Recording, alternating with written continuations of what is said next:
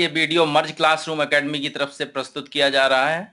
कोशिकीय अंग के 11वें भाग में हम चर्चा करेंगे जीव द्रव्य के बारे में, अर्थात प्रोटोप्लाज्म के बारे में। जीव द्रव्य कोशिका में पाया जाने वाला तरल या अर्धतरल पदार्थ है। कोशिका झिल्ली तथा कोश केंद्रक के मध्यवर्ती स्थान में जो पदार्थ पाया जाता है उसको हम कोशिका द्रव्य कहते हैं। तो पूरी कोशिका में जो द्रव्य पाया जाता है उसको जीव द्रव्य कहते हैं, और वो द्रव्य जो केंद्रक को छोड़कर बाकी कोशिका के भाग में पाया जाता है उसे जीव द्रव्य, उसे कोशिका द्रव्य या साइटोप्लाज्म कैसे कहते हैं। और केंद्रक झिल्ली के भीतर बाकी कोशिका को छोड़कर के जो द्रव्य पाया जाता है उसको हम केंद्रक द्रव्य या न्यूक्लियोप्लाज्म कहते हैं। तो दोनों को, न्यूक्लियोप्लाज्म और साइटोप्लाज्म को मिलाकर के प्रोटोप्लाज्म कहते हैं।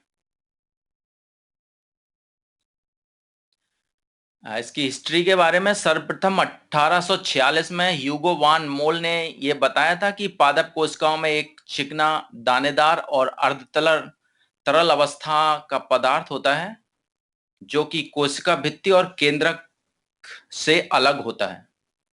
उस समय अन्य कोशिकांग की खोज नहीं हुई थी, तो कोशिका भित्ति और केंद्रक उस समय पता था। तो इन्होंने बाकी इन दोनों को के अलावा बताया था कि इसमें एक तरल या अर्धतरल पदार्थ पाया जाता है। उसके बाद पुरकिंजे ने बाद में कोशिका द्रव्य या केंद्रक द्रव्य शब्द प्रस्तुत किया, और फिर थॉमस हेक्सले ने इसे जीवन का भौतिक आधार या फिजिकल बेसिस ऑफ लाइफ बताया। ये इसका ब्रीफ इतिहास है। जीवद्रव्य या प्रोटोप्लाज्म के बारे में कुछ विशेष बातें हैं यहाँ पे। प्रोटोप्लाज्म एक ग्रीस भाषा से लिया हुआ शब्द है। ग्रीस भाषा में प्रोटोस को प्लाज्मा कहते हैं अंग्रेजी में, और प्लाज्मा जो कि किसी चीज का तरल या द्रव्य रूप होता है। ये एक गाढ़ा तरल पदार्थ है जो स्थान विशेष पर विशेष नामों द्वारा जाना जाता है। स्थान विशेष से मतलब है जैसे केंद्रक के अंदर जो पदार्थ पाया जाता है उसको केंद्रक द्रव्य या न्यूक्लियोप्लाज्म कहते हैं, और केंद्रक के बाहर कोशिका में जो जीव द्रव्य पाया जाता है उसको साइटोप्लाज्म या कोशिका द्रव्य कहते हैं। तो कोशिका का ये भाग कोशिका की समस्त जैविक क्रियाओं का केंद्र होता है। अगर इसके कार्य के बारे में देखें तो ढेर सारे कार्य जो भी कोशिका में संपन्न होते हैं, ये सारे कार्यों में सहायक होता है, चाहे वो श्वसन हो, चाहे वो उपापचय हो, चाहे ऊर्जा का निर्माण हो, चाहे प्रजनन इत्यादि, चाहे कोशिका का विभाजन हो। ये बहुत ऑलमोस्ट सारी क्रियाओं में भाग लेता है, इसलिए इसको सजीव या लाइव माना जाता है। और जीव वैज्ञानिकों ने इसे जीवन का भौतिक आधार या फिजिकल बेसिस ऑफ लाइफ से संबोधित किया, क्योंकि ये बाकी कोशिकांगों को या कोशिका को एक सपोर्ट या आधार प्रदान करता है उसके सर्वाइवल के लिए या उसके जिंदा रहने के लिए। बहुत सारे वैज्ञानिकों ने आर्टिफिशियली इसको सिंथेसाइज करके लैब में बनाने की कोशिश की, पर उसमें वो असफल रहे, और आज तक किसी ने भी जीव द्रव्य का आर्टिफिशियली निर्माण नहीं कर पाया है। अगर हम प्राणी कोशिका और पादप कोशिका यानी एनिमल सेल और प्लांट सेल्स में देखें तो दोनों में जीव द्रव्य पाया जाता है। प्राणी कोशिका में केंद्रक के अंदर या पादप कोशिका में जो केंद्रक के अंदर का द्रव्य है उसको हम केंद्रक द्रव्य कहते हैं।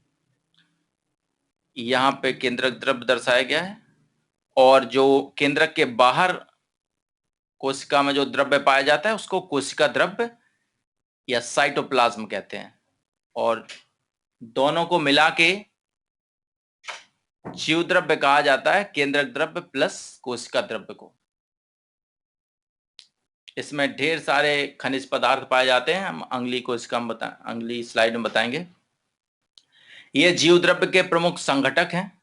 जीव द्रव्य का निर्माण कार्बन, हाइड्रोजन और ऑक्सीजन से मिलकर के होता है। इसमें अनेक इनऑर्गेनिक और ऑर्गेनिक या कार्बनिक और अकार्बनिक पदार्थ मौजूद होते हैं। अगर इसका कंपोजिशन देखें तो इसमें जल की मात्रा लगभग 80% होती है और शेष 20% में प्रोटीन, वसा, कार्बोहाइड्रेट और अन्य खनिज लवण पाए जाते हैं।